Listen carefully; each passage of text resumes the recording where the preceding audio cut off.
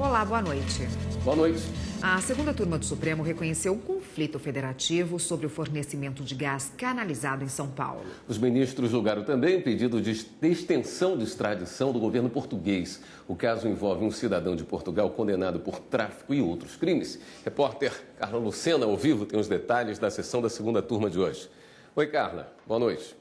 Olá, William. Boa noite para você, boa noite a todos. Vamos falar então primeiro sobre esse caso envolvendo o fornecimento de gás canalizado no estado de São Paulo. Essa é uma ação antiga que chegou aqui ao STF ainda em 2006 e envolve uma discussão sobre um conflito federativo entre a União e o estado de São Paulo no fornecimento de gás canalizado. Olha só, para a gente entender, em 2004 foi criado em São Paulo um consórcio chamado GNL-GMIN.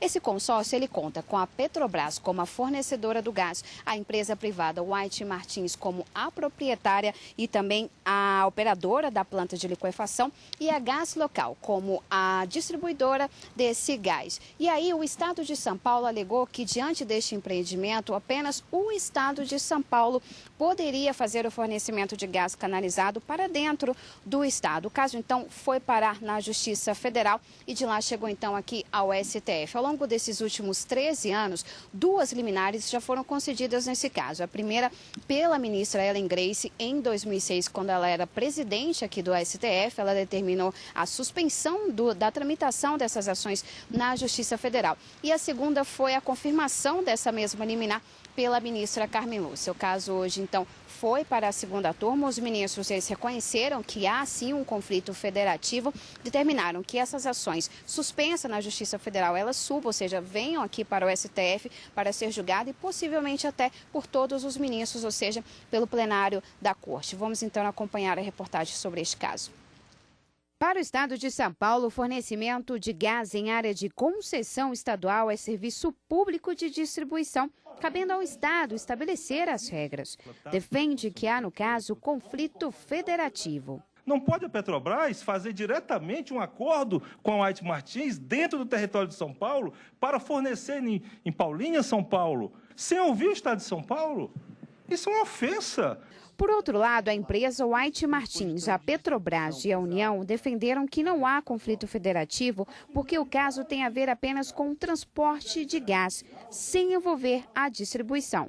Não há dúvida de que não se está diante de uma discussão que leve ao conflito, porque não se está, em momento algum, se cogitando de distribuição. Não há nenhuma relação com o consumidor final, não há nenhuma relação de consumo da White Martins. Trazer o gás de um ponto de São Paulo até o município de Paulínia, onde Petrobras, White Martins e GNL se comprometeram a receber esse mesmo gás que sai lá da Bolívia. Ele não seria distribuído e canalizado na rede estadual. Ele seria transportado por outro meio, através de caminhões, através de ferrovia ou até mesmo navios. O ministro Ricardo Lewandowski disse que há conflito federativo entre a União, o Estado paulista, a Agência Nacional de Petróleo e a Comissão de Serviços Públicos de Energia, a CSPE. Caso mantidas, causariam enorme prejuízo ao Estado de São Paulo, pois impediriam, entre aspas, de preservar a concessão do serviço público de gás canalizado outorgado.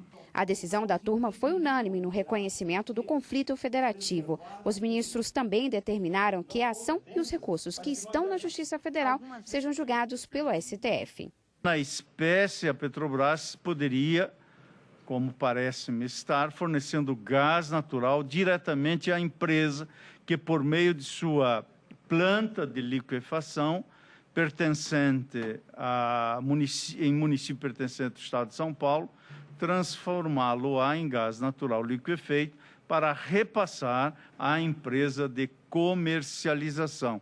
Reconhece que se registrou na espécie uma clara usurpação de competência por parte dos órgãos judiciários reclamados. Ainda na segunda turma, os ministros aceitaram o pedido do governo de Portugal sobre a extradição de um português condenado por tráfico de drogas, roubo e profanação de cadáver. Portugal pedia para que a corte não reconhecesse a prescrição do crime de uso de arma proibida.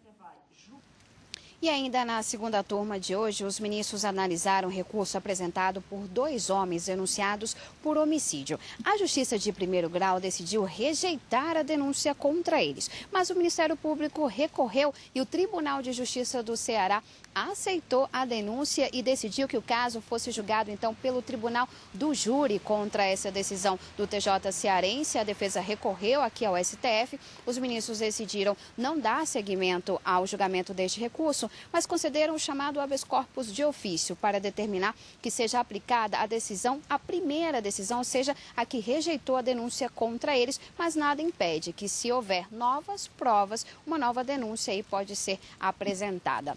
E agora voltamos ao estúdio, Érica, William.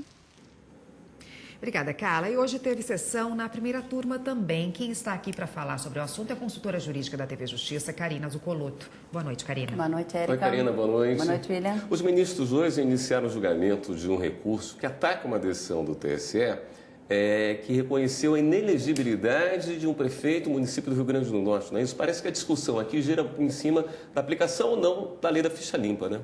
Exatamente, William. Trata-se de Abelardo Rodrigues Filho, que foi em 2016 eleito prefeito do município de Alto do Rodrigues, no Rio Grande do Norte. Mas qual é a grande discussão que envolve esse tema que chegou até o Supremo Tribunal Federal? Em 2009, Abelardo, que já era prefeito do município, foi condenado por abuso do poder econômico e captação ilícita de votos para beneficiar aqueles que eram, em 2008, candidatos a prefeito e vice-prefeito daquele município.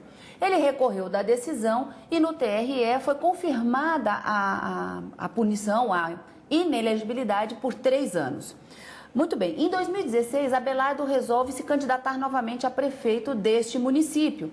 E quando registra a sua candidatura, o Ministério Público Eleitoral e os seus adversários impugnam o registro da candidatura, alegando que ele estaria inelegível em razão de, em 2010, portanto, um ano depois da sua condenação, ter surgido a lei da ficha limpa, que previa para esses casos de condenação o prazo de inelegibilidade de 8 anos.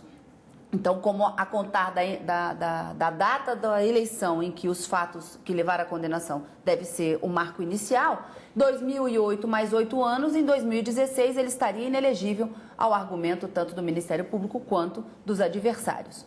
No entanto, em primeira e segunda instâncias, ficou reconhecida que ele poderia sim se candidatar e que não estaria inelegível.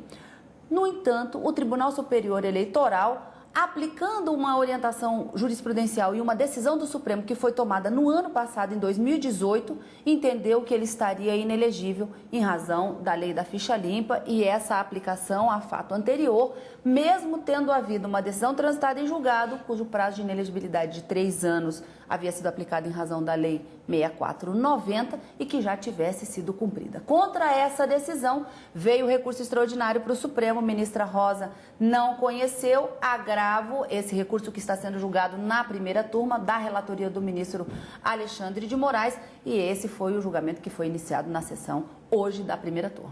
Karina, e a ministra Rosa Weber e o ministro Alexandre de Moraes já votaram e, nesse caso, divergiram, né? Como é que está o placar? Exatamente. O julgamento foi suspenso em razão de um pedido de vista do ministro Luiz Roberto Barroso. Ministra Rosa Weber entende que deve ser mantida a decisão do TSE, já que em consonância com a orientação do Supremo Tribunal Federal, mas o ministro relator desse recurso, Alexandre de Moraes, entende que deve ser revertida a decisão do TSE para manter o registro da candidatura e a elegibilidade do prefeito. Isso porque o caso concreto que está sendo julgado na primeira turma não se aplica àquela orientação que se tratam de casos diferentes. E aí ele pontua 2 situações para diferenciar este caso do precedente do Supremo e afastar a orientação jurisprudencial. Mas isso tudo a gente vai ter que aguardar o retorno do voto vista do ministro Luiz Roberto Barroso em uma outra sessão na primeira turma. Obrigada, Karina. Amanhã tem sessão, né? Plenária. Amanhã, sessão plenária a partir das 14 horas no Direto Plenário. Nos vemos amanhã, então. Até amanhã. Com certeza, até amanhã.